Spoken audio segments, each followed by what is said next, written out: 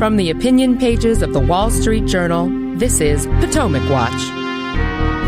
Donald Trump promises to subsidize car loans while giving a tax break to Americans overseas. Kamala Harris unveils what her campaign is calling an opportunity agenda for black men.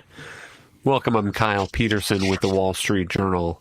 We're joined today by my colleagues, columnists Alicia Finley and Bill McGurn. The 2024 campaign has offered relatively slim pickings for policy nerds or even voters who want the actual details of what these presidential candidates would like to do in the Oval Office. But in the last weeks of the campaign, the policy ideas are picking up again as Trump and Harris try to micro-target groups of voters, Americans living abroad, black Americans, rural Americans, and so forth. Let's start with Donald Trump's latest. Here he is on Thursday talking about a tax break he would like to give, a federal subsidy for car loans.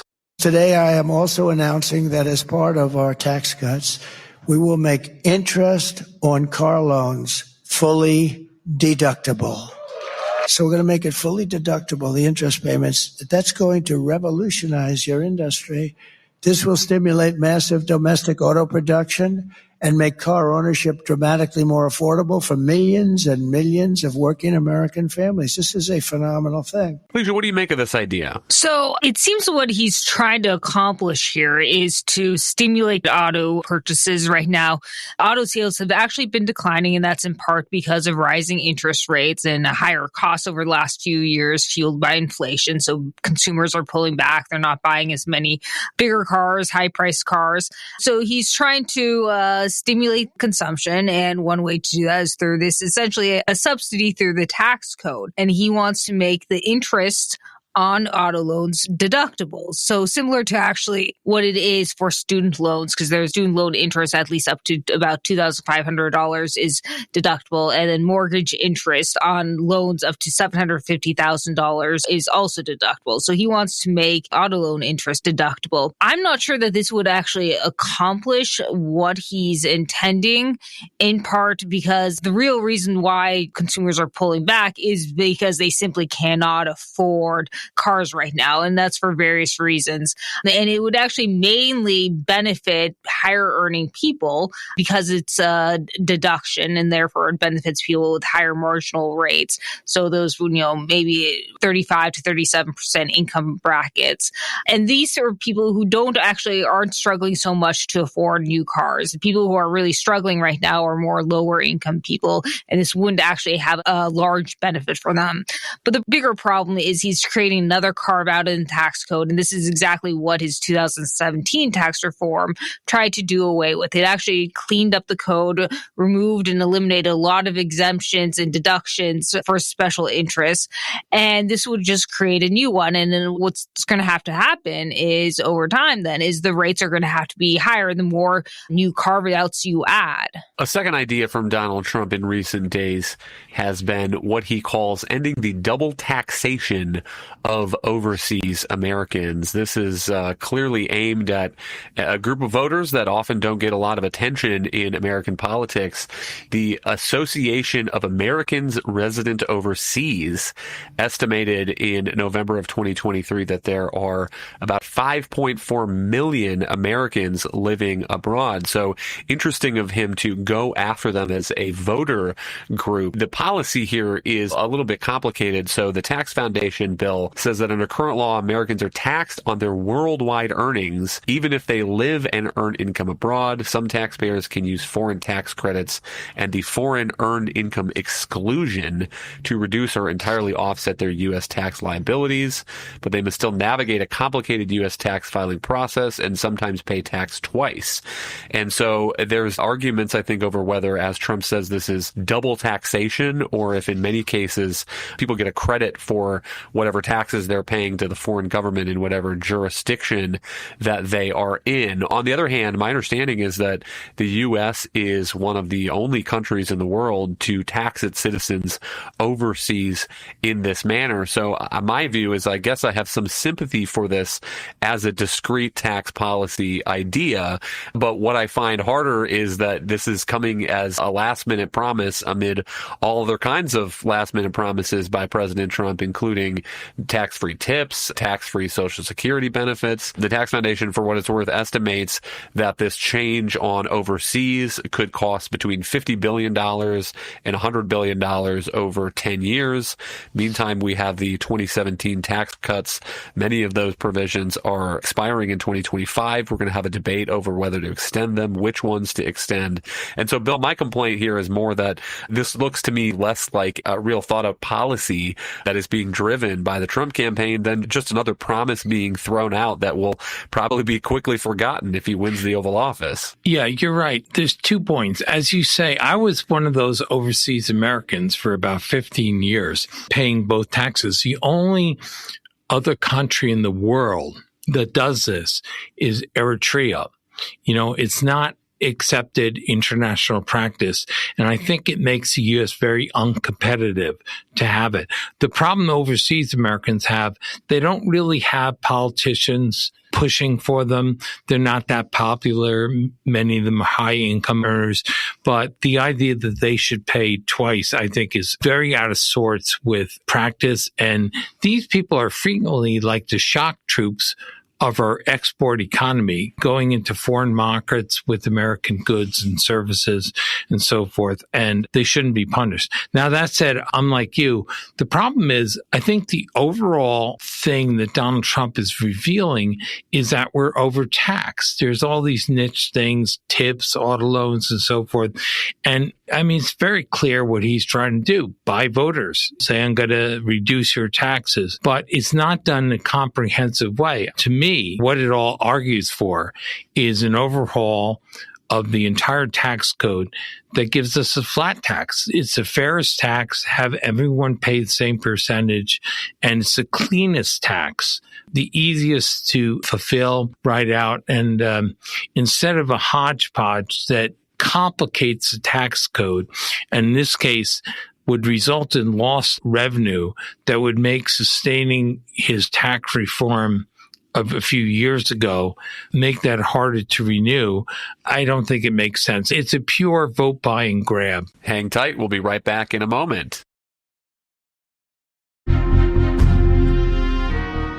Welcome back. Meantime, Kamala Harris on Monday issued a document that is titled Opportunity Agenda for Black Men. And this is interesting as a political matter, in part because it suggests that the campaign is worried that Donald Trump is making some gains among black voters. And to check the 2020 exit poll, in that year's presidential race, President Biden won 87% of the black vote, and President Trump won 12%. Compare that to a recent New York Times Siena poll, Kamala Harris getting 78% of the likely black electorate, Donald Trump 15%, and then another 7% saying either they didn't know or not answering the question.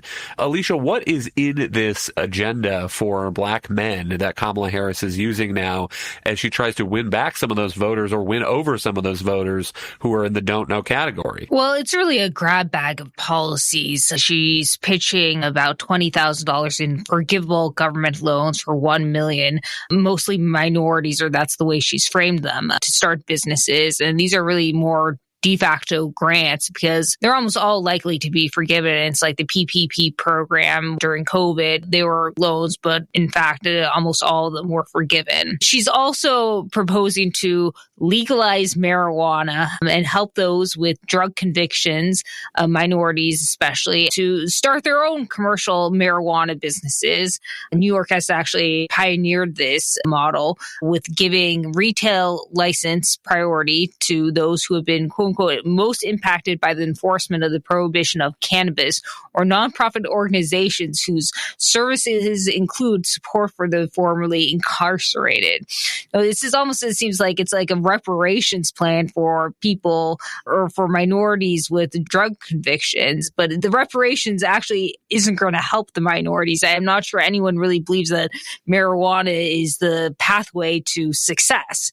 And it really ignores all kinds of evidence that shows marijuana's mental, physical, and social harms, and its especially detrimental impacts on the developing brains of youth. Interestingly, from covering California, I know that many Black communities there, like in Compton, have opposed pot dispensaries in their neighborhoods. And under California's law, as it happens, they are allowed to block them. So that has actually been an issue there. It's in California. One reason why the illegal market is proliferating is because the locals don't want legal marijuana dispensaries in their neighborhoods. They don't want their kids doing dope. So I think this is actually one example where Harris is actually kind of out of step with mainline rank and file minorities. Yes, there is a fringe. There are some progressives who support legalization, but that's not where the mainstay of the even Democratic Party, I think, is. Some other policies she's supporting is, more apprenticeships to help Black men acquire skills and trade professions. This is kind of a hardy perennial in the Trump platform too. This is a good idea in theory, but it really depends on the kind of apprenticeship and who's doing the training. A lot of the government programs have been really fiascos. They have poor outcomes, and there's a lot of favoritism to the unions.